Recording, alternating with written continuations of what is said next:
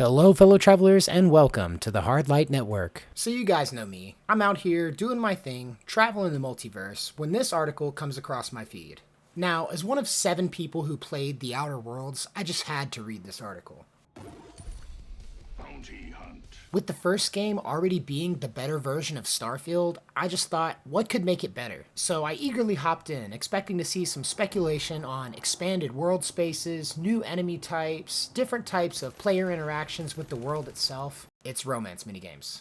They want romance minigames. Don't get me wrong, I see the utility in using romance options to enhance immersion in an already great game. One example of a game that I thought struck the perfect balance between core gameplay loop and romance side options was Fable 2. Being able to get married and start a family with the NPCs actually added a level of depth that was really surprising. And having a little bit of money deducted from your inventory every couple of days in-game was great for reminding you that you had a family at home and something to invest in outside of saving the world and grinding out the blacksmith minigame. But when talking about what's missing from the experience of The Outer Worlds, romance minigames just don't spring to mind for me. Maybe it's just the scale of an intergalactic campaign, or the ick that comes along with how most AAA titles handle romance. But I personally don't see this as an area where The Outer Worlds as a whole needs improvement. In my opinion, I think the title would benefit more from fleshed out world spaces and more diverse environments. I'm personally much more interested in varied and versatile gameplay than I am in forcing my crew into some weird and awkward cutscene. And unlike the author of this article, I don't think The Outer Worlds needs to include romance options as a way to compete with its contemporaries. So as we close in on Valentine's Day, I'm going to talk about why I don't really like romance options in video games. Now, my problem is more about implementation than inclusion. Like I said about Fable 2, I think there are ways that developers can include romance options without it becoming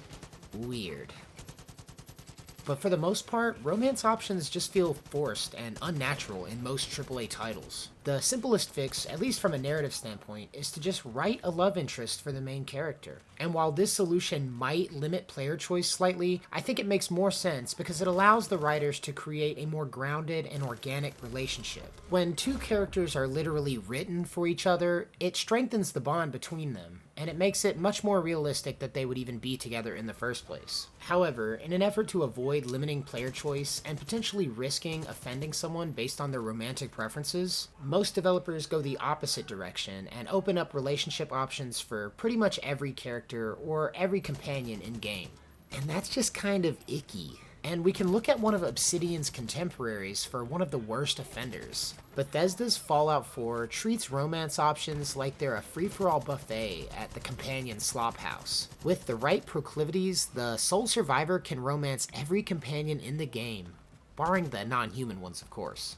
And while the speech trees that lead to these romance options do have a slight capacity for rejection, it's still really weird that you can back a lot of these characters into romantic situations by picking enough locks and hacking enough terminals. There also aren't any mechanics governing limits on these relationships, and you can hop from character to character without any sort of drawback or repercussion. But Skyrim's romance options aren't much better from Fallout 4's Wasteland Polycule. While Skyrim does give the player more options in terms of the amount of people to pursue romantically, the experience contains 0 depth, and most of the relationships are just one side quest away from marriage. It's even worse when you consider that some of these followers are gained by beating them up or paying them money. If Fallout 4's romance options are like an all-gas, no-brakes orgy, Skyrim's is literally the equivalent of the McDonald's worker meme. And people are always bringing up power dynamics when talking about weird or inappropriate relationships, but what about the power dynamic between the literal Dragonborn and anyone else in Skyrim? The Mass Effect series suffered from some of the same problems, and being forced to watch a cutscene where Jack manhandles Shepard around the Normandy left me traumatized.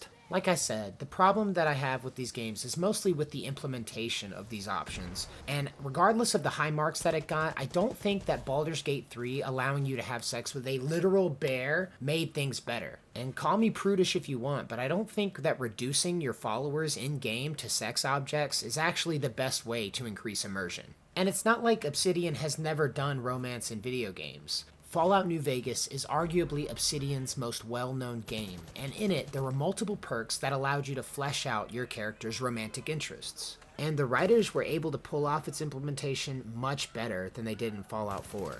It's not like they shied away from the subject either, because Gamora is basically a glorified strip club, and you can be a talent scout for the Atomic Wrangler. I think Obsidian's approach in The Outer Worlds 2 when it came to romance options was probably the most pragmatic approach that any developer can take in RPGs. If you're not going to take the time and effort to flesh out these relationships and make them feel believable and worthwhile, then why even include these mechanics in the first place? Poorly implemented romance minigames don't actually enhance a game's story. In reality, they detract from it. So when this article says that if The Outer Worlds 2 introduces romantic personal quests with NPCs and companions, that it would be a surprising and welcome change that could solidify Obsidian's status among its contemporaries, I could not disagree more thoroughly. In fact, if they were to shoehorn in relationship mechanics in an effort to compete with Bethesda, I can almost guarantee that the final product would be lackluster at best and painfully awkward at worst. The fact that most games in the same vein don't have equivalent mechanics just goes to show that despite what the author of this article thinks, it really isn't necessary for a fully fleshed out experience.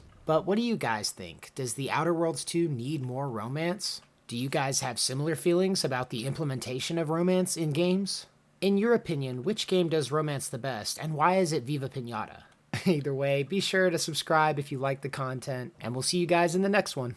Thank you guys for watching. If you liked the video, leave a like, and until next time, love you guys, safe travels.